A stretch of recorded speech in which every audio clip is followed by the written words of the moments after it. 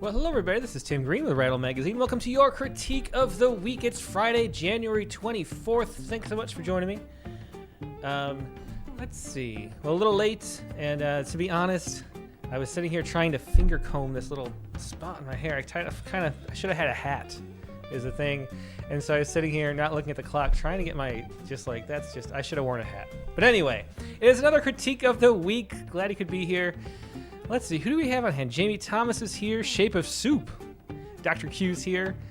Lynn Schilling. We got D. Coleman. Jerry Stephenson. Maney's here. Emily Arnold Fernandez. Sidney Putnam Guntherman.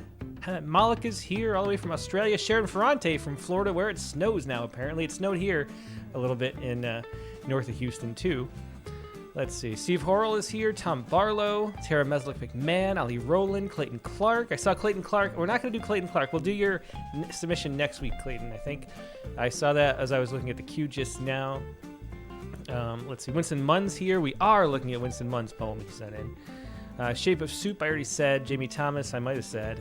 Let's see. Yeah, it looks like a great card. Brian O'Sullivan is here, too. Yeah. All right. Chelsea McClellan. Let's see. All right, let's see if we got anybody over. See, the thing is, people are so, Facebook doesn't tell people that we're here like they used to. And so it's such a long time for people to appear on Facebook that I forget that Facebook still has people commenting. So sorry about that. But Donna Best is here. So, hey, Donna. Good to see you. By the end of the show, there'll be a bunch of people, but I'll just forget to look at the comments, unfortunately. I'll try not to do that, but I just tend to. As always, anyway, this is the critique of the week. We're going to take a look at the poems people sent in by going to rattle.com/critique. You can have your poems workshop. We can talk about them, figure out what's going on, what works, what doesn't. It's that great workshop experience that's just so useful because you don't really know what people think about your poems unless you hear people talking about your poems. And that's what we like to try to do here. Give as much feedback as we can, talk about what works, what doesn't, what could be improved, how we would rewrite the poems, little line edits, whatever we can think of. Anything you can think of to add to help your experience with the poem that's really helpful for the poets. And so please do leave as many comments as you can. They can see them after the fact. After I let everybody know, they come in here, look at the comments, look at the discussion, and learn. We all get to be better poets that way, which is a really wonderful thing. So, we start out, as we are going to do from now on in the new sort of format, by looking at one poet who's regular, frequently appearer here, participant. And Winston Munn, like I just said, who is here right now, sent a poem after my poem, After Hopper, which I think I read. Did I read it on a critique of the week a couple weeks ago? I don't remember what the purpose was, but I think I might have. Yeah, okay, so Winston says this. This was written after Tim read his poem, After Hopper, on Critique of the Week. Do these slant rhymes work, is the question. Yeah, so that was After Hopper, my poem, that's in American Fractal, and I read it for some reason. Maybe I was talking about slant rhyme, or that doesn't really make sense, though. I'm not sure what I was talking about, but I read After Hopper for some reason a couple weeks ago, and Winston Munn wrote this, and here we go. Let's take a look. Where are we? Oh, there we go. This got flipped around. Okay. Winston Munn. This is during Hopper. Instead of after Hopper, it's during. And I thought it'd be interesting, too, because if you checked out, if you haven't yet, the Poetry Space, which is Katie Dozier's podcast. I'm the co-host of that. We talk about topics every Friday on Spotify, iTunes, whatever. We talked about after poems there. And, it's interesting to think about the after poems as a genre.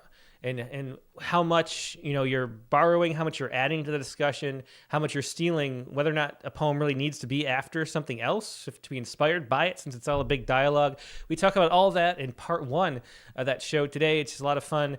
Dick Westheimer and Joe Barker were there with us as part of the squad, talking about that topic, reading a bunch of great after poems. So check that out if you want. But my opinion, after poems, I think, as I said, poetry is the big dialogue of the human race. And, participating in that, reading poems makes you want to respond to poems sometimes. But it helps if there's something you feel it's wrong about the poem. There's something that the original poet didn't quite get or understand.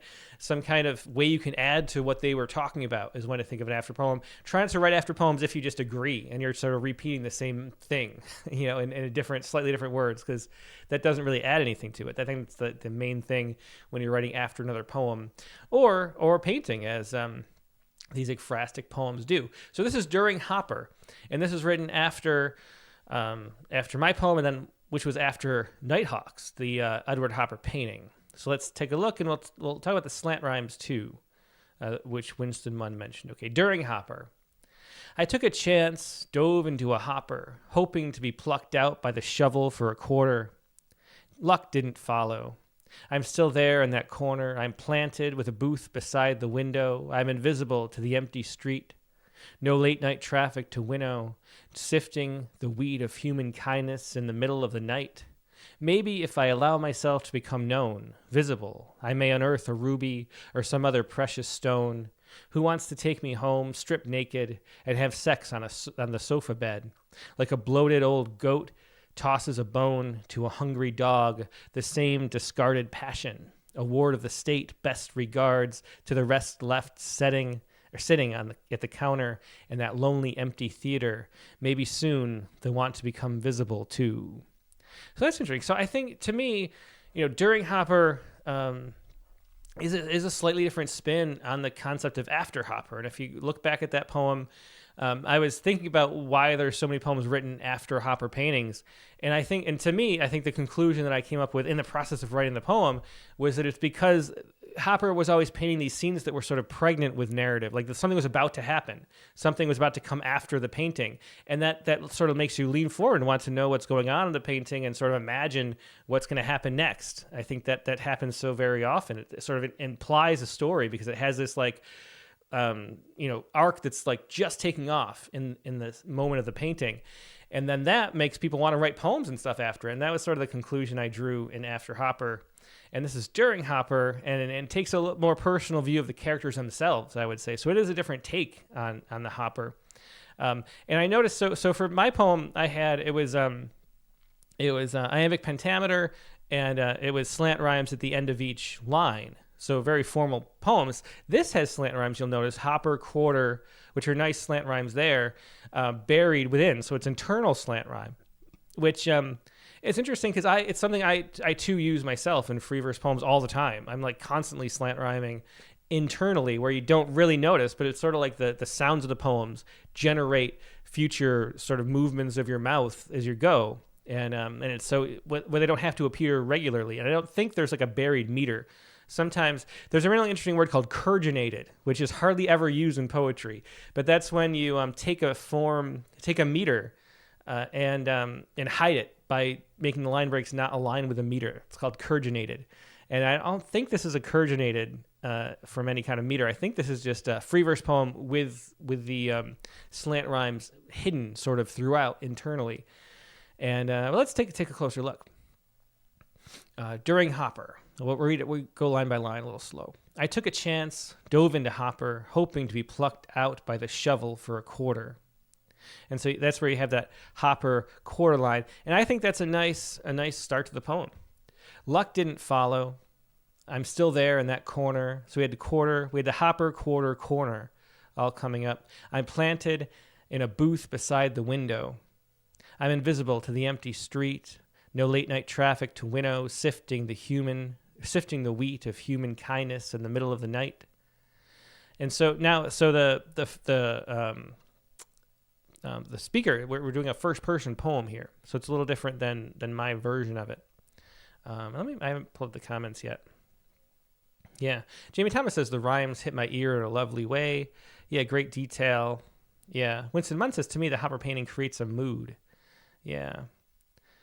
Yeah. Okay. So I think that's where we're going with this so far. Sarah Rashid Khan says, I can feel the emotion, but for some reason I'm not connecting. Yeah. Okay. So let's keep reading a little bit, and we'll talk about that.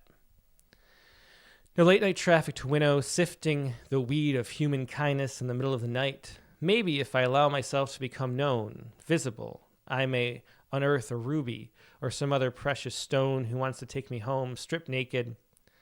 And some of the this is an after poem. It's after my own poem. And so I know the poem pretty intimately. And some of the lines, like naked, is one of the things that I rhyme off of in the poem. Yeah, as Katie Rose says, it's a nice poem, but I would like to see it pushed further beyond where Tim's goes. And yeah, so That's the thing. Like, does it add something to that conversation is the real question. Maybe we should look at my poem again. Sorry for doing this. Feels like a little self-indulgent, but this is a poem after my poem. And we should read and compare, I guess. And we can talk about whether or not this adds something extra to it. Let's go back to After Hopper. This is from my website, which is timothy-green.org. I actually updated it for the first time in like 15 years a while ago. So I have a few poems on there. This is After Hopper. She says that everything is after Hopper, that posh hotel you looked about to slap her but never did. Sometimes she'd wait at night in her blue robe, face folded like a note you didn't leave, crumpled in a coat pocket. Sometimes she'd stand in broad daylight naked before an open window, flesh so pale and round and full it seemed about to pull a tide of reddish men up from the street. But mostly it's the red dress, the cut straight, sleeveless, loose, and her mouth is only lipstick. She says you never even see her talk, but just about to talk, about to smile.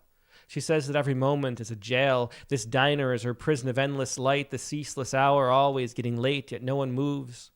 Her cigarette remains unlit. The busboy doesn't lift his hands. You could write 1,000 lines, she says, and all the things she never does or has. How she seems so sad she might have cried. How you only see her almost satisfied.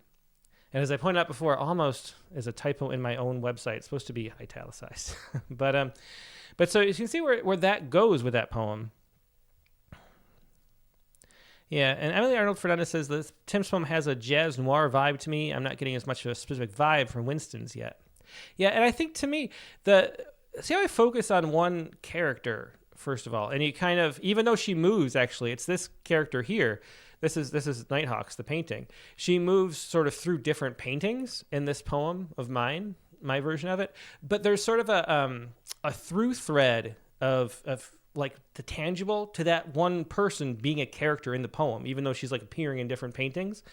And I think that's the thing that, to me, that's the thing that's missing from the other Hopper poem from Winston, is I don't get a sense in the same way. And it's, of course, it's hard to talk about your own poems too. And you don't know, this is the whole point of Critique of the Week. I don't know how they land on other people. But to me, I'm seeing a consistent character throughout my poem as she moves through different spaces, which are the Hopper paintings.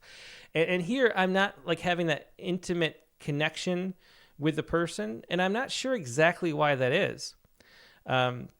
I think, I took a chance. I think I never really understand who the I is, maybe. Because I guess maybe the thing is, with that, I took a chance, dove into a Hopper painting. That feels like the author saying it. I dove into a Hopper painting.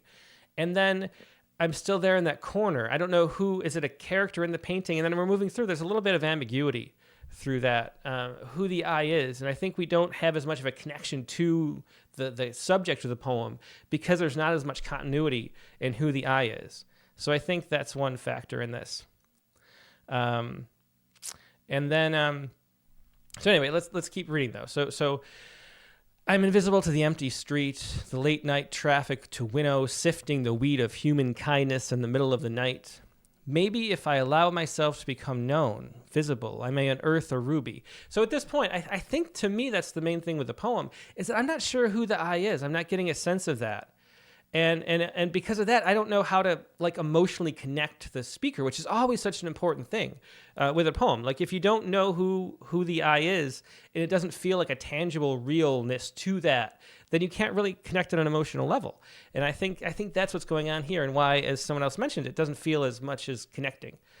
And so how can you establish that person as a character, and maybe like self-description, maybe with the title being different to add more. I mean, these are all techniques that we talk about a lot, but to make sure that that we get that sense of who the speaker is, so then we can connect on an emotional level.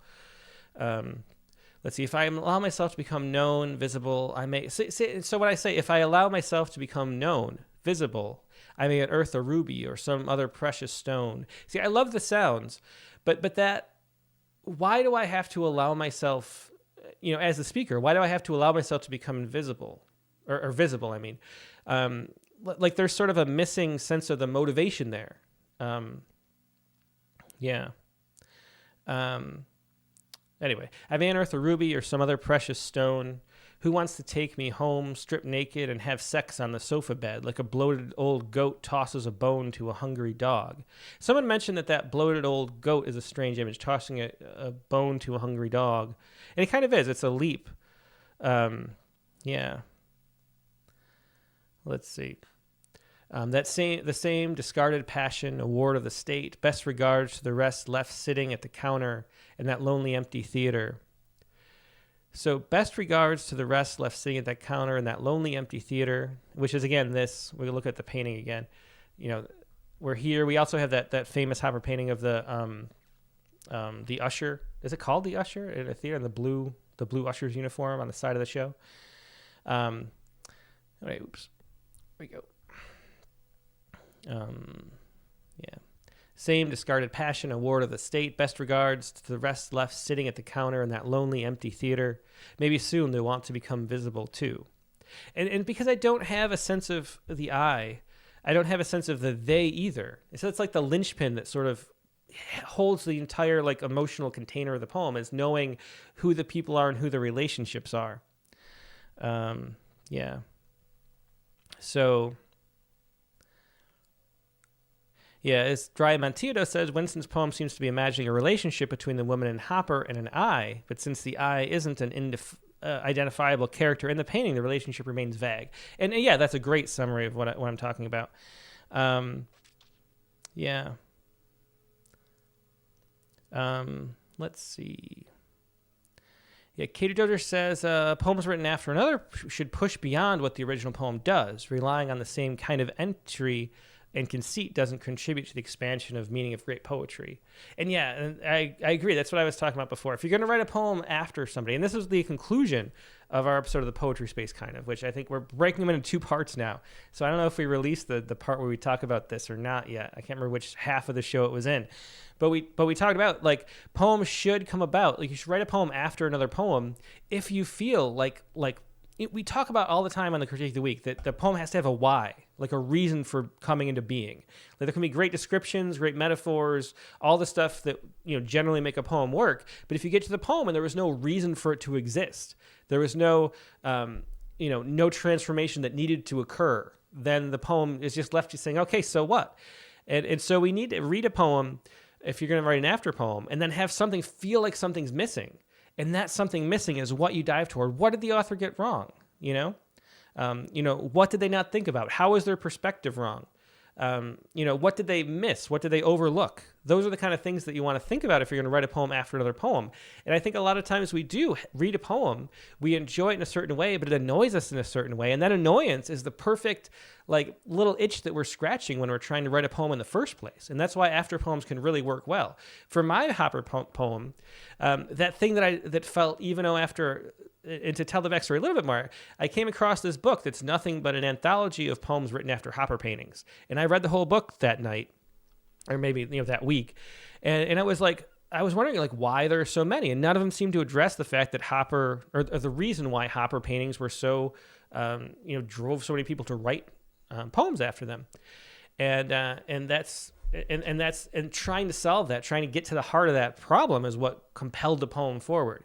And so if you're going to write a poem after another poem, you have to have that kind of, to feel for that kind of energy that you needs to be released. And I think that's kind of, and so what would the problem with my poem be that necessitated this poem is what I would ask, I guess.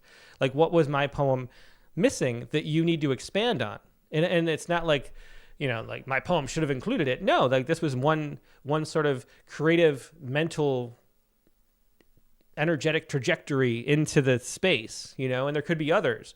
But what was the thing that mine was missing that you want to add to it? And that didn't come clear in this poem to me. Let's see. We've got a couple other comments.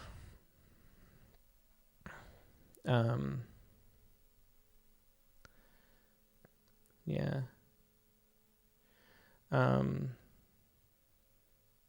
Let's see. Shape of Soup says, Katie, sorry, I'm not, wait, where is it going? Subtle expression is something I tend to hyper focus on. Sorry, I looked like okay. All Dry Mentino says the thing the poem wants to be about is the sex scene at the sofa bed. I think it would work better to choose a painting that includes both of the lovers and restart at that image. Yeah, I think that's a good suggestion too. But anyway, on the topic of the slant rhymes and the sounds, I think that's just wonderfully done. It's a poem I enjoyed reading. It was just finding, as other people have mentioned, that connection to it. Yeah. And Ollie Rowland says, I guess maybe the eye is the man turned away in the painting. Let's see, look at the hopper again. Is it this man who's like turned away? Maybe. I mean, if we could identify who that was and sort of bring that character to life, then the poem would have a lot more connection. And so that's the way to go and the thing to focus on when writing this kind of poem, or really just any poem in general. All right, well, thanks for sharing that, Winston. And Winston, you asked if you could send other poems too, in addition to this. You wanted to get this off quickly because we talked about this just a few weeks ago on the show. Feel free to send more. I'm going to sort of look right before the show starts. I'm going to try to comb my hair without a comb, and then I'm going to look at just find somebody who is a regular contributor and then go to them, and I'll go to you again. No problem. Go to Clayton Clark and others first, but we'll get back to you soon. So feel free to send other poems too if you want in addition to this. All right, let's move on. And now after we take a look at the oldest poems in the queue, I forgot Facebook again. Let me check Facebook. I feel like I'm bad about neglecting Facebook. See, Nate Jacobs says, welcome aboard. Let's see. The livelier dialogue and interactions tend to occur. Oh, wait, he's talking about Facebook. Yeah.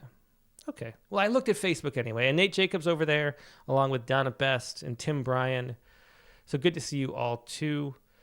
Yeah. I mean, Facebook just used to be great for video. I think they were trying at one point to compete with YouTube and TikTok and stuff, and then they gave up. So like when we started doing this, Facebook was where it was at, and Facebook has just sort of given up on that. And now they just have these clickbait kind of things that encourage you to watch as long as you can is what they've devolved into. But anyway, let's move on and take a look at some other poems. And so what we're going to do for the rest of the show is look at the oldest submissions in the queue. And the queue dates back to September 14th with 2 poems here by Lex Page. And now Lex is a familiar, I think Lex submits regularly to Poet Respond. I recognize that name. And in part because it's similar to Lexi Pell, who was a guest on the Rattlecast a couple weeks ago. So, those things stand out in interesting ways. But I recognize Lex for sure. He's got 2 poems, no questions. So let's just take a look at the 2 poems. They're both relatively short. And just a reminder, if anybody would like to share poems for the Critique of the Week, if you're new to this, all you got to do is go to rattle.com/critique. And then you'll see the submission portal. Just use that thing on Submittable to submit 2 poems, and then we'll go over them at some point.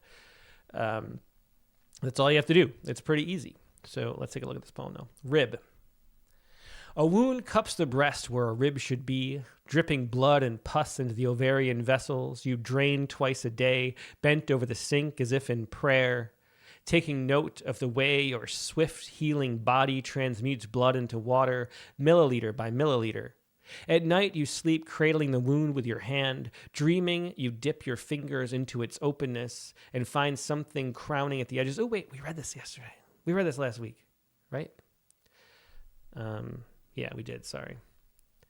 Yeah, I forgot to label it. That's why I'm supposed to label these people, folks. Sorry for wasting your time there. And sorry, Lex, I got to tell you that it was last week we did this one. All right, moving on. Next is Nicholas Baldwin. That's another name that looks familiar. Nicholas Baldwin. Nicholas asks, is there any imagery missing that would add more color? Can you tell this is about purgatory and uncertainty? And this is Feeding the Ducks. Okay. And this is, once again, the poet is Nicholas Baldwin from Penfield, New York, which is not too, it's a suburb of my hometown of Rochester. So nice to see you there, Nicholas. Here we go. Feeding the ducks.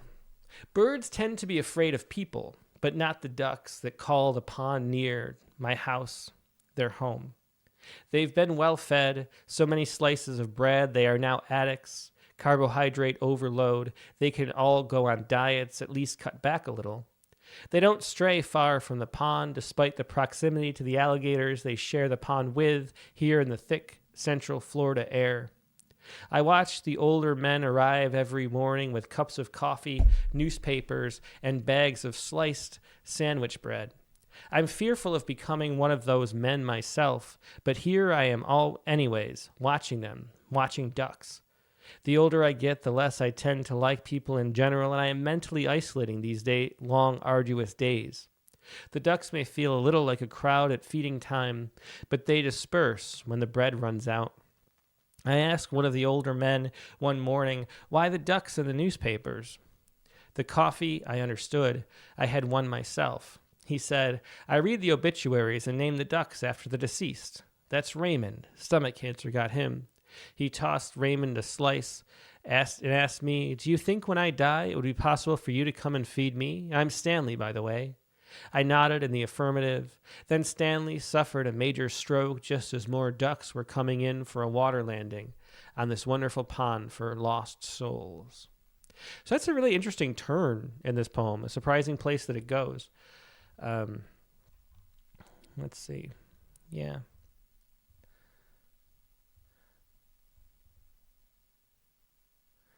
Yeah.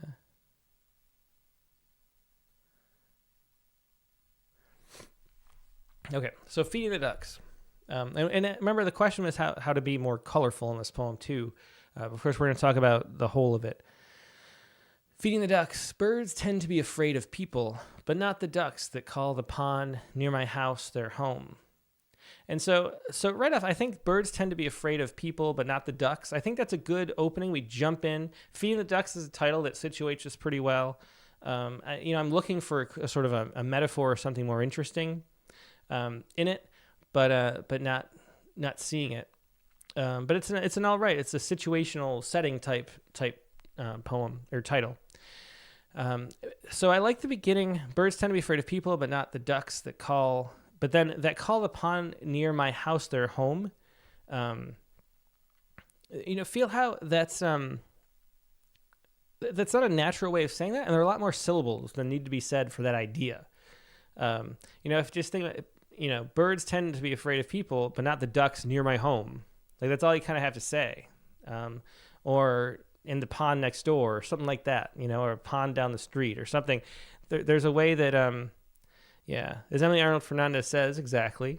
What about this pond, their home, to simplify? Exactly. Like it's just kind of a clunkiness, and that sort of cluttered feel ends up, in a poem you want as many important, phonemes as possible in the poem. And like you want it to be as condensed and full of meaning as you can, and as few words as possible. And that means like taking out the clutter really helps. And I think that establishes sort of a tone that there might be some clutter in this poem. And I think it's better off just diving in. The main thing though, and I was waiting for someone to say this, Sharon Ferrante says the last stanza could be the poem. And to me, the poem really takes off there. Where it could start maybe with a little bit of, making a little more situational, a little bit of detail added slightly, but this last stanza is really where the poem's interesting. And the beginning is sort of leading up like a runway to get to that. And there's really no reason to do that. And I know Sharon Ferrante loves short poems. She loves Mike White, who I think you can imagine this as like a Mike White type poem. And if you Google him, he was on the Rattlecast a while ago. He has these really short type poems. And I think that this story is a little strange enough that you could really dive into it in a Mike White kind of style and get the poem to be really, really tight and concise. And that makes it really, really memorable. Yeah. As PMB says, the last stanza shows, the rest tells. Yeah, exactly. So what details would we, that becomes the question. I think that's pretty obvious, like where the poem actually like lives, where the emotional energy is. And so what details from the beginning could we keep and how could we insert them? Tina Deniclaw said, I got distracted wondering why the alligators don't eat the ducks. I'm wondering that too. There are a few things I wondered about. Let's read the poem. Let's pretend we don't want to cut off the beginning 2 stanzas, and we'll talk about how to make those a little stronger, and then we'll talk about how we can tie it all together maybe. So anyway, they've been well fed, so many slices of bread, they are now addicts. Carbohydrate overload, they can all go on diets, at least cut back a little. So here there's this pond, and the ducks aren't afraid of people because they're fat. You know, how quickly I got those details out. Like, try to get those details out that fast with a little bit of flair, maybe. They don't stray far from the pond, despite the proximity to alligators. Again, despite the proximity to is another phrase like that that call the pond near my house their home. It's just way more syllables than you need. You don't need despite the proximity. You just say despite the alligators they share the pond with, you know? And then Tina Denniclus says, I wonder why the alligators aren't eating the ducks. That's sort of a hanging question that never gets answered. And I'm kind of curious about that too. So you sort of raise this question, and you don't pay it off with that. And then we also have some line breaks like, despite the proximity to the alligators. I'm not sure why we're breaking the line there. They share the pond with here in the thick Central Florida air. And then talking about the thick Central Florida air makes me wonder, why are the ducks and the alligators flying? I mean, they're in the water, so they'd be and they wouldn't really be sharing the air. I mean, they're breathing the air, but most of them are in the water. So, that's something the details like that matter, I guess is what I'm saying. I watch the older men arrive every morning, and I like this. I like the little scene where the old men arrive with their cups of coffee and newspapers. And so I think using a line or two to establish that, or maybe some of this second stanza as the title to help establish the situation before we dive in. I mean, the title could be, I watch the older men arrive every morning with cups of coffee. And then I asked one of the older men one morning, why the ducks in the newspapers? If you jump in like that. But anyway, I watch the older men arrive every morning with cups of coffee, newspapers, and bags of sliced sandwich bread. I'm fearful of becoming one of those men myself, but here I am anyways, watching the ducks. Yeah, and so I like the idea of, I do like that, of being fearful. I think fearful, somebody asked just now where it was.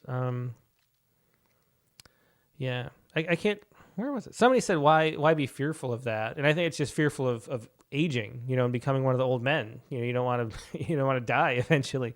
And so, but then being afraid of, being the watching the people watching the ducks, I think is a nice place to go with that. So I like that little flicker there.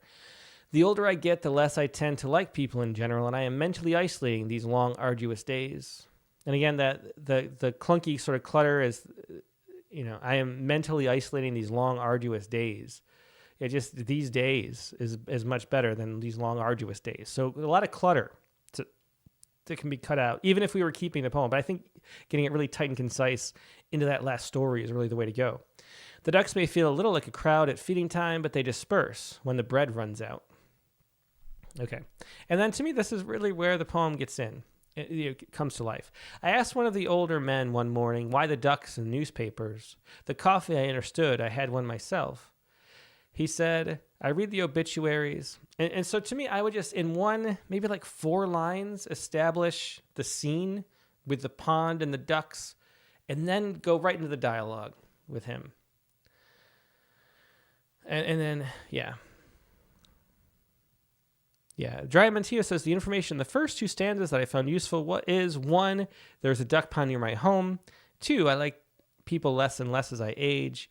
Going back through to identify the needed facts would help. Yeah, there you go. So those are the 2 things that you could load into the poem. Okay. I asked one of the older men one morning why the ducks and newspapers. The coffee, I understood. I had one myself. He said, I read the obituaries and name the ducks after the deceased. That's Raymond. Stomach cancer got him. Then he tossed Raymond a slice and asked, do you think when I die it would be possible for you to come and feed me? I'm Stanley, by the way. I nodded in the affirmative. Then Stanley suffered a major stroke just as more ducks were coming in for a water landing on this wonderful pond for lost souls. I'm not sure if I would do the lost souls. I think just ending on wonderful pond would be nice. But really that idea of naming the ducks after people in the obituaries is really fascinating. I think it's a really worthy topic for a poem. So the question is, how can we get into it and then bring that conversation to life as much as possible? Yeah.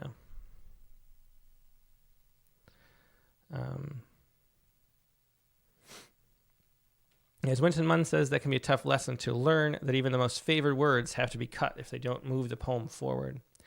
And yeah, and so Yeah, so that's the main thing. So how can we establish that? And I think that the fact that the ducks and the alligators are both there is interesting too, and that the pond is across the street, down the street from my house. So and I think too, this would really help by establishing a voice. And by voice, I mean an idea of somebody real speaking to somebody real. So rewrite this poem and imagine, pick somebody that you would be telling this poem to, and then speak that poem as if you're speaking that poem to that person, because this is the kind of poem that you want to have. And a lot of times this is the case. We want to as a reader be the person you're confiding in so often, and we want to be the one you're like telling the story to. And it's sort of a bit of a secret story. You don't really tell most people this. It's a special little story that's important to you. That's why you're telling it to us. And we want to have that feeling. And so imagine somebody you would tell a story like that to, and then tell a story with that in mind. And I think that would help the poem a lot too. Amy Dower Solorzno says, I think the poem is really lovely, and I think the reveal of what the old man is doing is poignant. I'm wondering if the stroke in that exact moment might diminish the more subtle ritual of naming. I think that's a good point too. And I only really noticed that, somehow I sort of missed that detail the first time that he actually died of a major stroke right there. And I wonder if maybe you could, and it does seem to sort of implausible there's like a tenderness to naming the ducks in this way. And that's the thing that really resonates is that somebody would think to do that and actually do that every day and have that relationship with them and to the people that have gone. And so I think having, it becomes sort of an absurd scene instead of a tender scene, I guess you could say, if he dies right then. One thing you could say is if he had a stroke right then, and then that would make it like hypothetical. But I think I'd rather not have him die either, and just let, yeah. And so I don't know. I think this is a poem to work on more and work on from a storytelling type mode too. But it is a fascinating topic. Let me see if there's any other comments to share before we move on. Let's see, not over on YouTube. Ali Rowland suggests maybe the poem could be addressed to Stanley, reassuring him that his wishes have been respected. Yeah, Winston Munn says to know that it is a stroke is implausible, I think. Maybe he collapsed. The next week I fed Stanley bread. Yeah, I don't know. I mean, maybe there could be, and I think, to be honest, I think Alan Fox, the founder of Rattle, loves this kind of twist too much. But there is a poem in here that you could write where you're talking to Stanley and only realize that Stanley is a duck at the end. Alan's got this one poem he loves called The Professor, and he's talking to somebody, and then at the very end you realize, or he says like son or something, so you realize he's talking to his son, who he's proud of, and it sort of changes the meaning of the poem. And I think you could be talking to Stanley the whole time as if Stanley were not a duck, and then at the end we realize, oh, Stanley is a duck, and then we get to make that connection. I think the poem would be much stronger if we do it that way. Remember, always, if you can sort of help the reader to make a leap into understanding, then we feel it a lot more strongly if we're a participant in it. And so I think if you can write the poem, I think that'd be a great way to write this poem. So let me see. Yeah, Lisa Seidenberg says Stanley died too fast. The problem for me with Stanley dying, besides for what other people are saying, is it's just so, the odds of him dying right then as he's talking about this are just so low, it sort of becomes ridiculous. And I think it's not a poem that's living on absurdity. There's other types of poems, James Tate or Jose Hernandez Diaz. There are people who live on absurdity in their poetry, and this isn't that kind of poem. This lives on tenderness, and I think having him die is just too much of a coincidence for the kind of poem that this is. All right, let's move on to another poem. And thanks for all your feedback and comments, and thanks to Nicholas for sharing that one. Let's go to...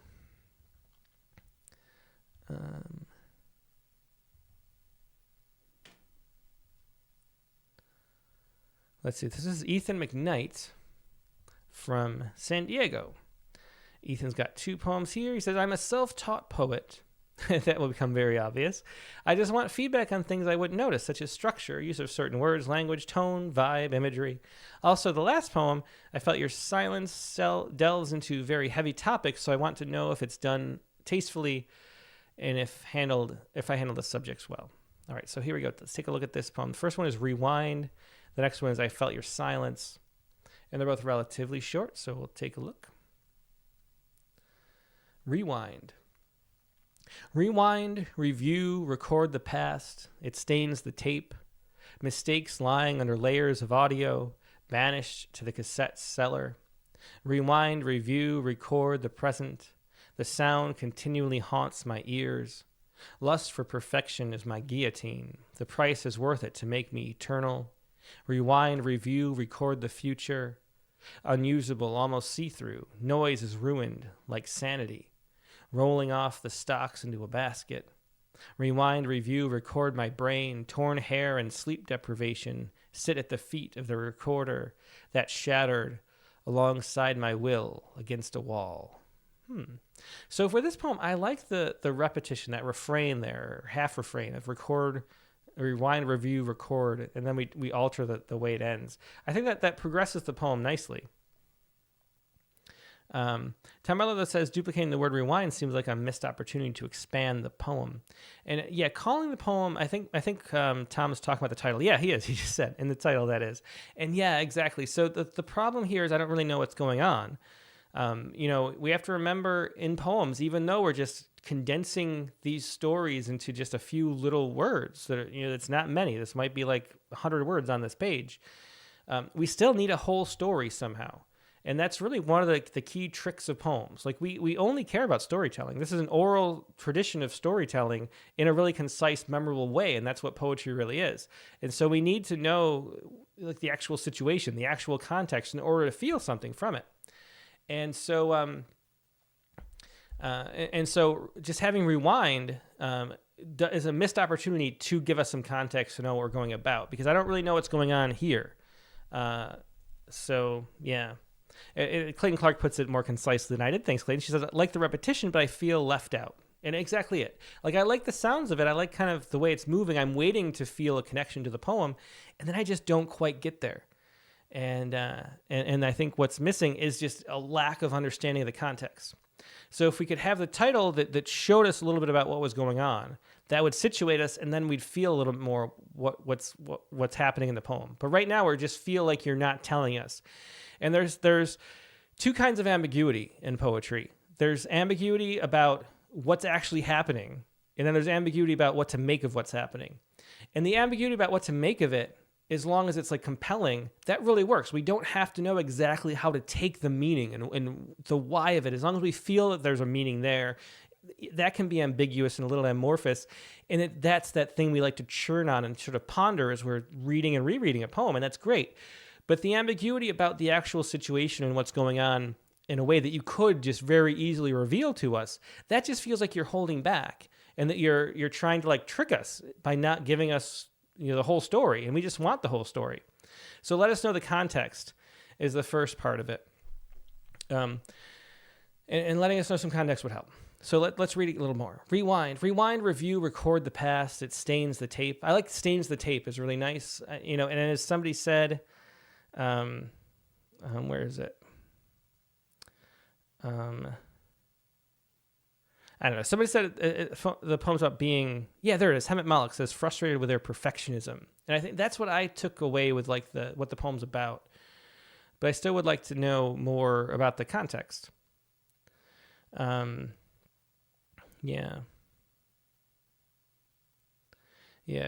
Shape of Soup says this poem feels like a poem born out of structure, which is susceptible to feeling hollow. And somebody, I think somewhere mentioned a pantoum. And I think this is really an opportunity to write a pantoum. Look up that form if you don't know it. That's where you repeat lines throughout the poem. Instead of this refrain that alters slightly, you would have lines, it's lines 2 and 4 become 1 and 3 of the next stanza. And you move through the poem that way. We just had a pantoum prompt, I think, for the Rattlecast not too long ago. So check out that form, because when you're already repeating lines, it's really nice to use that form. I think it works really well. Tom Barlow says, I see a musician trying to perfect a recording. Is that obvious? Yeah, and I think that's what it is. It's this need to have it perfect. Anyway, let's read the poem a little more. I like it stains the tape. I like what I put down as like a stain. Like I'm trying to record this thing that I want to record, and it acts like a stain. I like that concept of it. Mistakes lying under layers of audio. And I think layers of audio is kind of a missed opportunity to you could expand on that idea of the audio being layered onto the tape, out of those magnetic strips. I think that's interesting. Banished to the cassette cellar. And I think what it means is that layers inside the actual magnetic strip of the tape. I'm sorry, I'm trying to hide this from the sun. Where do I go? This way. But I think it's a little bit, because it's not the cassette cellar. So I think that's a little off. I think we go into more detail about that, and that would make it interesting. Rewind, review, record the present. The sound continually haunts my ears. That haunts my ears, that's one of those melodramatic type ways of saying things that doesn't have as much emotional strength as it should. Anything, haunting things, or having like a lot of, anytime words that are already imbued with emotion, those actually don't carry emotion. It's sort of like emotional cliches. Where am I going? Okay, we'll go this way. And so haunts doesn't really work very well. Let's see. Yeah. And as you know, this is a new office, so I'm getting used to like where the sun is at certain times of the day. And the sun is in the wrong spot right now, so I have to fix that. Let's see. Lust for perfection is my guillotine. And so the perfection, that's sort of where you get what the poem is about there, although we don't exactly know what specifically is going on. And there's Winston Munn says specifics is the moment I said that word. Like give us the specificity. The emotion and the meaning lives in the specificity. Like, what recording device are you using? What do the buttons feel like as you turn them? What is the sound of the tape? All those things. The smell of it. Is there a smell of recording on a tape over and over again? Is there like a patina, on the knobs? Is there like a, all that kind of stuff? Like how can we bring that to life by describing in detail the actual things? And that's why when I write, I love looking up Wikipedia and finding the names for things I don't even know the names of. Like the little like leather strips of a baseball glove that you use to tie it together. If I'm writing a poem about baseball, I love to look up the word for that, and so look up, what are the things that you don't even know about the recording device. And that's a way you can go into detail and make the poem come to life more. Dr. Q says, I think the title should be Old School. Rewind is in the poem and yeah. Jamie Thomas says, I thought this was a contemplation of the poet's life during a sleep study. Musician makes more sense. See, so Jamie Thomas and Jamie Thomas was really smart, but Jamie was confused about what was going on, or maybe we're all confused, and Jamie Thomas is right. That's why it's important to get the context out so we know what's going on. Tom Barlow says, reminds me of the Simpsons gag where the sheriff tells the doomed he heard the head lives on for a few seconds, so he's put a magazine in the basket. Oh, yeah.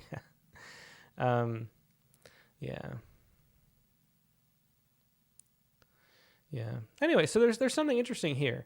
And just bring out the details, and think about a form, since this is lending itself to form. I didn't read the last sentence again. Rewind, review, record my brain.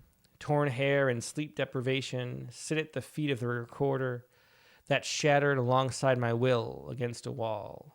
And so there's a frustration there at not getting it perfect, whatever it is, but we just don't know who or why. We can guess it's a musician, but there are other reasons, and it could just be recording this poem, B says, I feel like it's talking more about anxiety. Yeah. Morgan Feeney says there's a generation gap here too, maybe. I'm barely old enough to remember cassette tapes. I think many people would struggle a bit with this without more details, explanation. Well, I don't even think it's that. I think if you're relying on people's memory for the most part, you don't want to do that. You want to bring things to life with detail, where even if they have memories of it, they're going to learn more about what they have memories of, and those memories are going to become more clear. Or if they don't, they're going to understand what it is just by the virtue of your descriptions, and that's why specific details mean so much. Okay. Let's see. And then here's the second poem. I felt your silence. Gosh, that sun is brutal. I felt your silence when I stood in the trees, being a coward to your kingdom, with a rope in my hand, tied to a fragile branch. Okay, you know what I'm going to do? Hang on one second. Let me.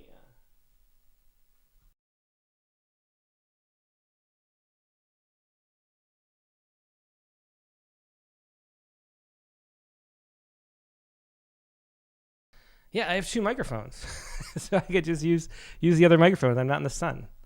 That's a problem temporarily solved. A good patch. Okay, I felt your silence. Let's start over with this one. And again, I think already Shape of Soup says, I don't like that title. And so why don't you like the title is the question. And it's because, again, it doesn't have detail. I felt your silence. There's nothing specific and concrete that fires up the mind with that. We want things that are really specific and detailed, which we keep talking about. And that specificity is where the poem comes to life. And so I felt your silence is just is vague and nondescript. You know, my dad always wanted to buy, because he's weird, he hated having a car anybody would recognize. And so he always wanted a blue car. He wanted the most common car type and the most common color so that nobody would realize it's him for some reason. And that's kind of what a title like this feels like, the most nondescript thing. Whereas if you see a green Cybertruck, you like look at it, you know? If it's the only lime green Cybertruck you've ever seen in your life, you can't help but turn your head.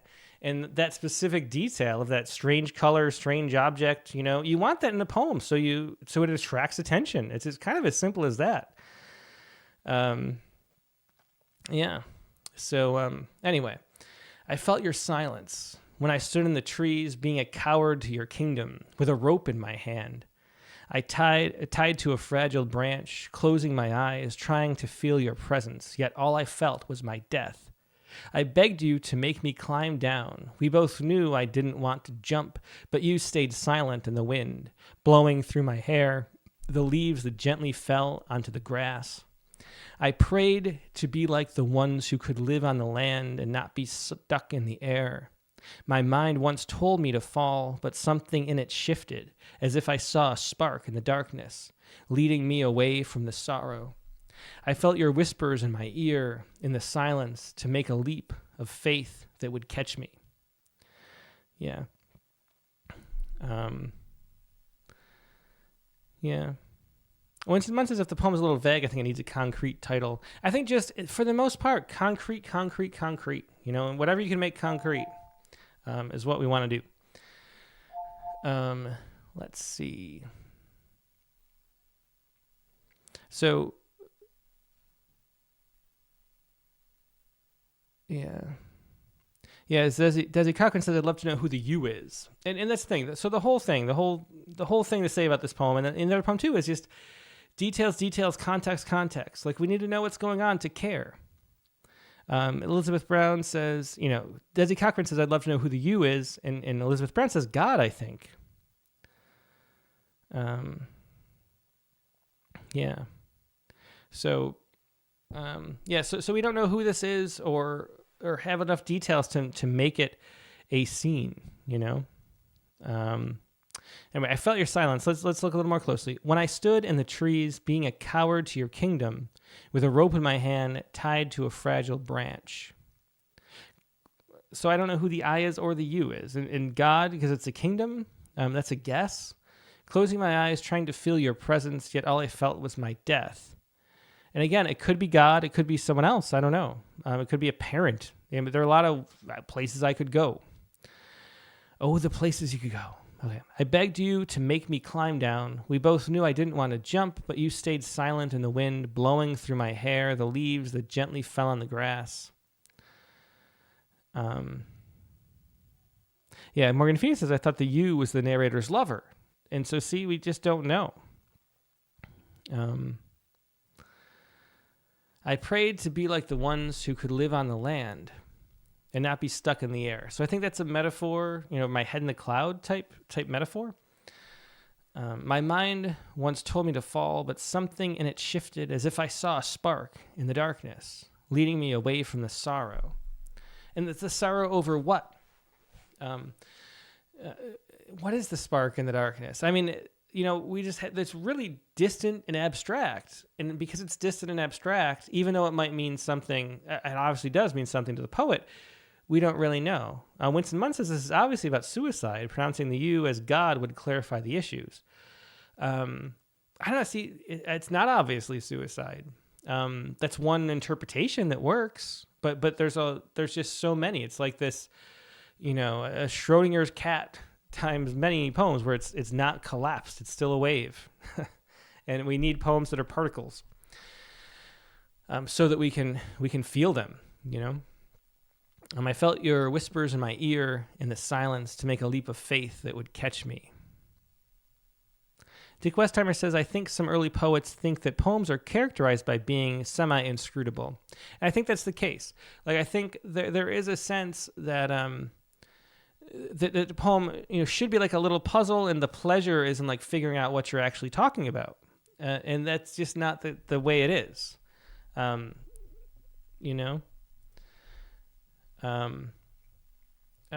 don't actually enjoy that experience as readers. Like, there's if there is some kind of like M. Night Shyamalan twist ending where like they're ghosts the whole time, that can be fun if the experience is a journey that we're connecting to and relating to, and then we get to think more about things because of that twist. We were talking about like a twist at the end of that duck poem earlier. And because that wouldn't be the whole poem. It's the tenderness of naming the ducks after people in the obituary that works. And the twist is like a frame around that.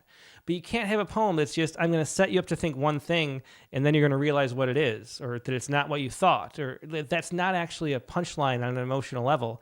That's just like you're withholding and then tricking me, and then it's really just not that fun, And I think there is, like Dick pointed out, there's a sense that we get maybe from the way we are taught poems in school, like there's these like riddles. And if you read The Wasteland, there's these allusions to things. And if you like piece through all the allusions, you'll solve the puzzle, and you'll see once you put every piece down that, oh, that's a bird and that means death. And so we know what's going on. And that's just not really the way poetry operates. Poetry is much more physical and bodily and a part of our evolution to hear stories being told to us. And that's where they actually live. That's where the power of poetry is, not like a puzzle. And so I think trying to puzzle out who the you is and what's actually going on and what's a metaphor, that's just not a satisfying thing. Let us know if you're going to say, if this poem is about suicide, say it's about suicide and describe the situation that was actually happening. Maybe in the title, maybe in the beginning, there's a lot of different ways you can do that. But withholding that and then letting it be revealed later isn't enough for a poem. And we talked already in this podcast about how, there needs to be a problem, like some kind of itch that you need to scratch, something that you're confused about that's missing from what you've seen articulated or seen articulated. And that's where the poem comes from. It's where you're trying to solve a puzzle for yourself, not when you're trying to lay out a puzzle that the readers can then solve. Okay? Wendy Wynn says, it does feel like the poem is about a suicide prevented. The speaker is up a tree with a rope and wishes they could live on the ground. Yeah. It's a possible interpretation, and maybe that's right, but that's not why a poem should be written. It's just not the case that a poem operates like that. Like, if there's tons of poems about suicide, I think I saw up there, what's the Bob Hickok's name? Bob Hickok's book that came out, Water. I can't remember what. It's up on the shelf right there. Something to do with water and Bob Hickok. And he was on the Rattlecast, and he writes about suicide the whole time, imagining, and what it's about. I mean, I think. Is it up there? I mean, the first poem is about somebody like tightening the noose and throwing the rope around the beam and the top of the room, and then all the things that happen there. And we know, and because we know, then we can start to have an emotional connection to it. It's the how to make sense of the thing, not the thing itself that needs to be revealed slowly in the poem.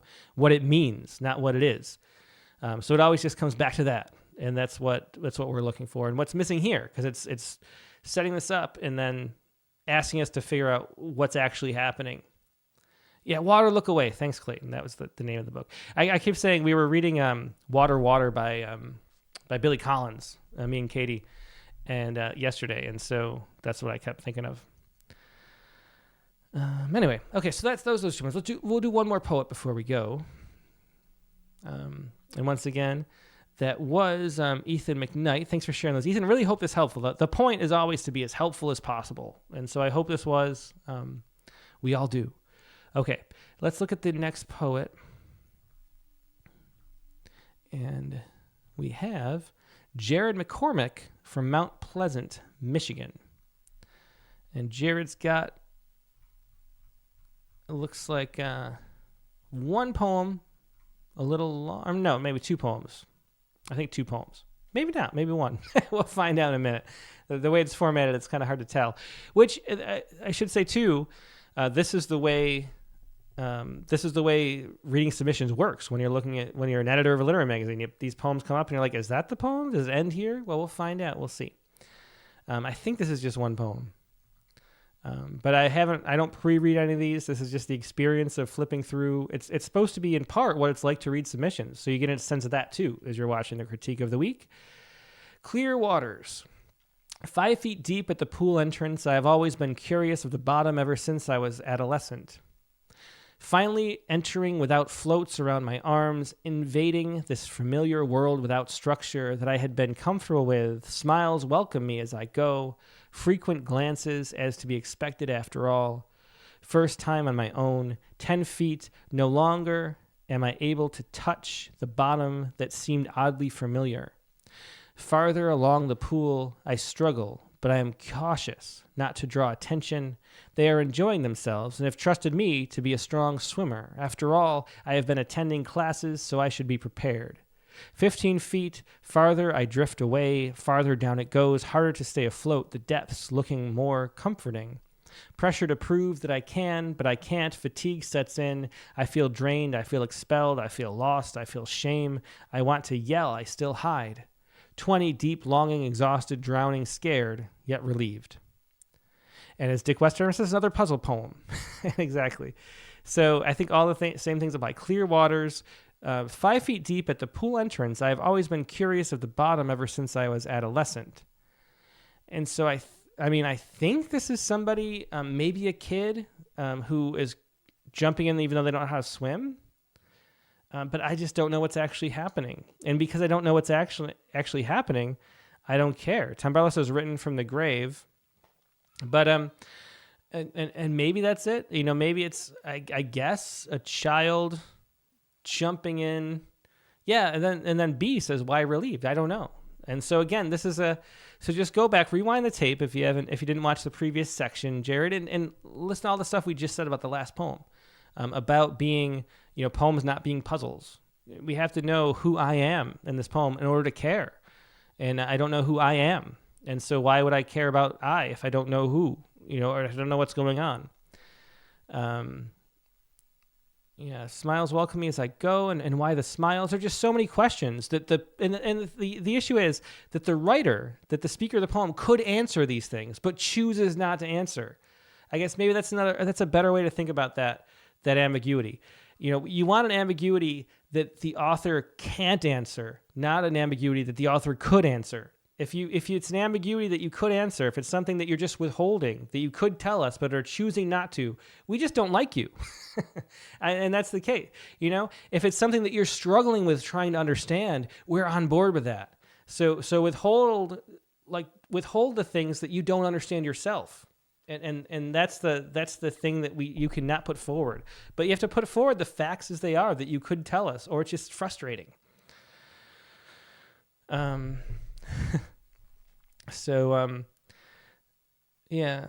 the Poet says, is that direct about swimming, or is it metaphorical about reaching adulthood? Not quite enough information. Yeah, you don't know if the whole thing's a metaphor. We just don't know.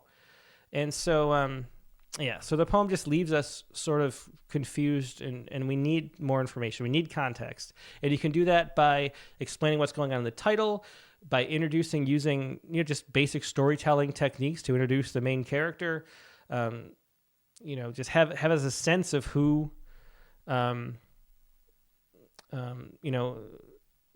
what's going on. We need that. Okay, since that was really quick, we'll do one more poem. But again, thanks for sharing that, and do look back at the last commentary, Jared.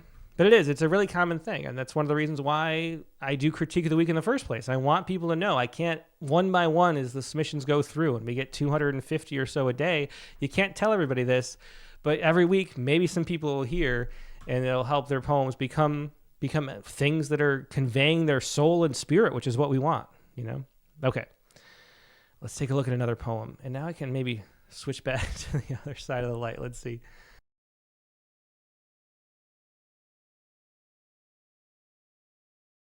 Well, that didn't work. I just got to move farther to this side. All right, one more poem.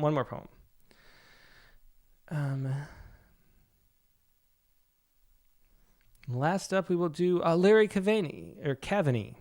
And Larry has stuff frequently. There's some it's here, other places. It's another name that's familiar from Arizona. And it's a really short, very skinny lined one. I think Larry sent this before. Maybe this is a rewrite. It doesn't say. But Larry sent this before. It looks really the same. It's the one that was like, if you remember, it's like Rose left, Hank. There was Hank and Debbie, and Hank was in the tank and he drank stuff. Yeah, I think we already did that. So scroll back. Find the past one. We shut this already. Yeah. Hammett Malik says, or blinds. Yeah, the problem is it's like this arch thing over the window, and like blinds don't fit in there. So we have to figure out some solution to that. And I don't want like big curtains. But Katie's great with that. We'll come up with something. Okay. Let's see. Is this a short? If this is short, we'll do it. If it's long, we'll skip it. I think if this is too long, we're gonna. I'll forward one more. Hang on, just bear with me. Is this a short one? Okay. No, this is long too. One more.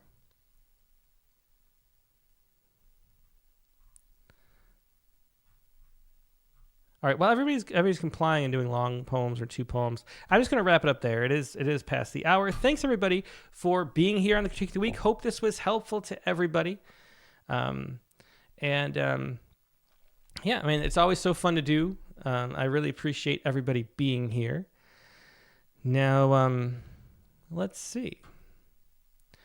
The guest this coming week on the Rattlecast on Sunday is going to be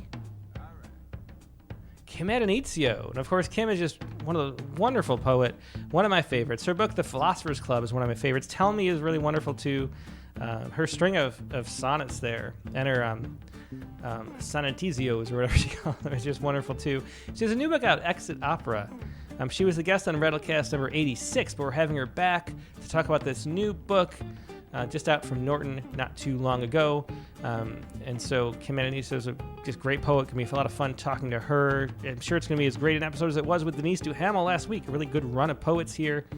That's Rattlecast 287. The prompt for this week was I just had to pull it up to get the wording right.